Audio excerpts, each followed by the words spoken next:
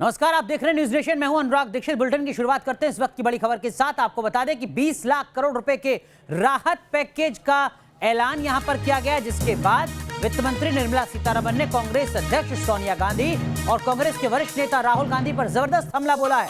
निर्मला सीतारमण ने कहा कि अच्छा होता राहुल गांधी मजदूरों के साथ बातचीत करते, उनका सामान उठाते और उन्हें वहां पहुंचाते जहां वो जाना चाहते हैं। लेकिन राहुल गांधी और सोनिया गांधी को मजदूरों पर सियासत करनी है, इसलिए वो ऐसा कर रहे हैं। निर्मला सीतारमण ने मजदूरों के पलायन पर कांग्रेस को घेरा, साथ ही पूछा कि आखिर कांग्रेस शासित राज्यों ने मजदूरों को घर पहुंचाने के लिए ज्यादा ट्रेन क्यों नहीं चलवाई, उन्होंने क्यों रेलवे से और ट्रेन चलाने को नहीं कहा। तो एक तरफ जहां 20 लाख करोड़ रुपए से ज्यादा तकरीबन 21 लाख करोड़ रुपए के आर्थिक पैकेज का यहां पर ब्यौरा दिया वित्त मंत्री निर्मला सीतारमण ने, वहीं दूसरी तरफ कांग्रेस पार्टी को भी निशाने पर लिया है। सीधा हमला किया कांग्रेस अध्यक्ष सोनिया गांधी पर और साथ ही साथ राहुल गांधी पर। आपको बता दें कि कल दरअसल में राहुल गांधी दिल्ली में प्रवासी मजदूरों से मिलने के लिए पहुंचे थे। वहां उन्होंने उनसे बात की, खाने का सामान दिया, भरोसा दिलाया कि सब कुछ ठीक रहेगा। और अब आज निर्मला सीतारमण ने सीधा हमला किया कांग्रेस पार्टी पर।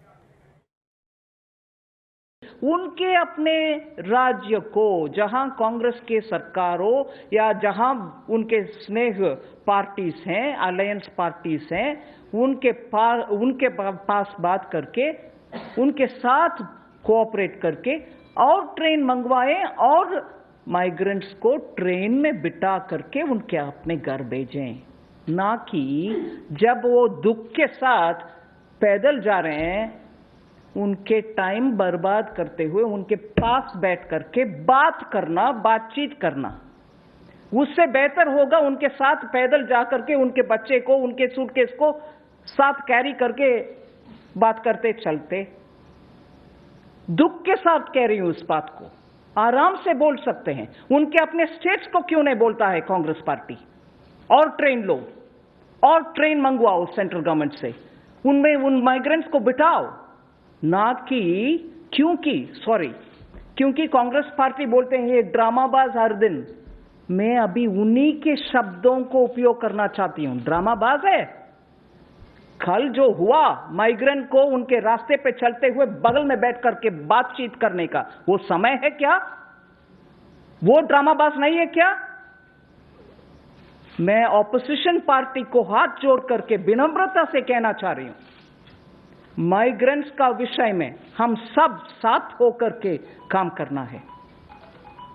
दुख लग रहा है, दुख हो रही है, पूरे देश में दुख के साथ लोग बात कर रहे हैं क्या हालात हो गया है हमारे माइग्रेंट्स को।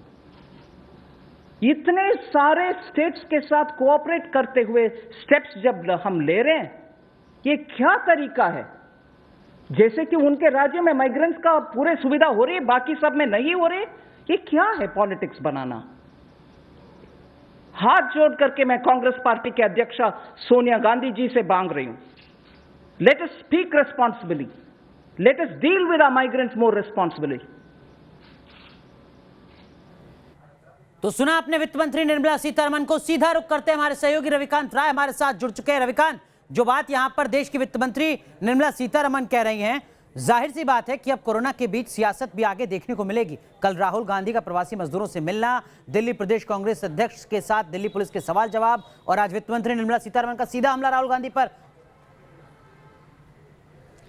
देखिए अनुराग, प्रवासी मजदूरों को लेकर सरकार और अपोजिशन दोनों आमने सामने है। जहां सरकार ये दावा कर रही है कि वो प्रवासी मजदूरों को राशन मुहैया करा रही है, उनको उनके घरों तक पहुंचा रही है, वहीं कांग्रेस पार्टी का आरोप है, उनके कांग्रेस रूल्ड स्टेट का आरोप है ये है कि ट्रेन मांगने के बावजूद भी सेंट्रल गवर्नमेंट की तरफ से ट्रेन नहीं मिल रही है, मजदूरों को खाना नहीं मिल रहा है।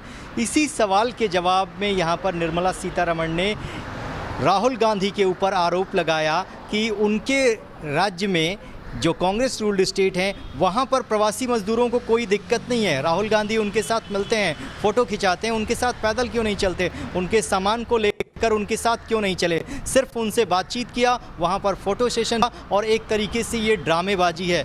लेकिन हकीकत ये है अनुराग कि चाहे कांग्रेस पार्टी हो, बीजेपी हो, सत्तारूढ़ दल के तमाम लोग हैं, तस्वीर ये है कि ज़मीन पर प्रवासी मजदूर परेशान हैं, उनको घर पहुंचने के लिए साधन नहीं मिल रहा है। बहुत जगह स्थिति ये है कि उनको खाने को भी नहीं मिल रहा है। ऐसी स्थिति में अगर ये पॉलिटिकल पार्टियां राजनीति करती हैं तो ये बहुत ही दुर्भाग्य की बात है कि एक तरफ लोगों की जान जा रही है, प्रवासी मजदूरों की जान जा रही है और यहाँ पर आपस में तू तू मैं का खेल हो रहा है। ये वो समय नहीं है जिन लोगों को मिलकर उनके लिए काम करना चाहिए। इसी बात को लेकर ये नाराज़गी है और कहीं ना कहीं अब होड़ भी लगी हुई है कि क्रेडिट किसके हिस्से में जाए, सेंट्रल गवर्नमेंट के हिस्से में जाए या राज्य सरकारों के जिम्मे जाए। लेकिन इस बात को लेकर तो भी तब जाएगा जब हालात सुधर सकेंगे प्रवासी मजदूरों के। दिल्ली में अरविंद केजरीवाल की सरकार है, उन पर आरोप लग रहा है कि वो प्रवासी मजदूरों को उनके राज्य में नहीं पहुंचा पा रहे हैं। सबसे ज्यादा जो पलायन हो रहा है वो उत्तर प्रदेश में हो रहा है, बिहार में हो रहा है, जहां पर बीजेपी रूल्ड स्टेट हैं। वहां पर सवाल खड़ा हो रहा है कि आप अपने प्रवासी मजदूरों को लाने के लिए क्या कर रहे हैं। कुछ ऐसे ही सवाल महाराष्ट्र में खड़े हो रहे हैं जहां पर शिवसेना की सरकार है, कांग्रेस पार्टी की सरकार है। कुछ ऐसे ही सवाल राजस्थान में भी खड़े हो रहे हैं। सवाल तो हर राज्य में खड़ा हो रहा है और हर राजनीतिक दल पर।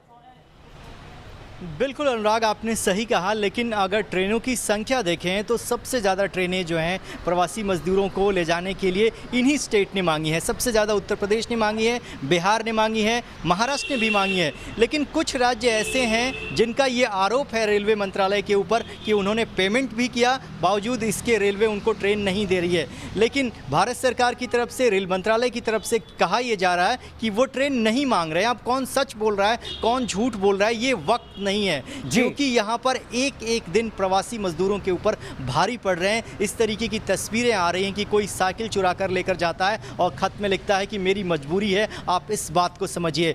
कोई ठेले के ऊपर जा रहा है, कोई पटरियों पर पैदल चल रहा है, किसी की जान चली जाती है। ये सच और झूठ पता करने का वक्त नहीं है। इन लोगों को शर्म आनी चाहिए और पॉलिटिकल पार्टियों को एक साथ मिलकर काम करना चाहिए। ये बिल्कुल नहीं हो पा रहा है और इसी की खींच यहाँ पर निर्मला सीतारमण के चेहरे पर भी दिखाई दी जब उनसे सवाल ये पूछा गया कि प्रवासी मजदूरों को लेकर अब तक कोऑर्डिनेशन क्यों नहीं हो पा रहा है। उनका सेंटर का सीधा आरोप है कि बहुत सारे स्टेट जो हैं वो कोऑपरेट नहीं कर रहे हैं। तो आप समझ सकते हैं कि इस विषम परिस्थिति में भी राजनीति हो रही है।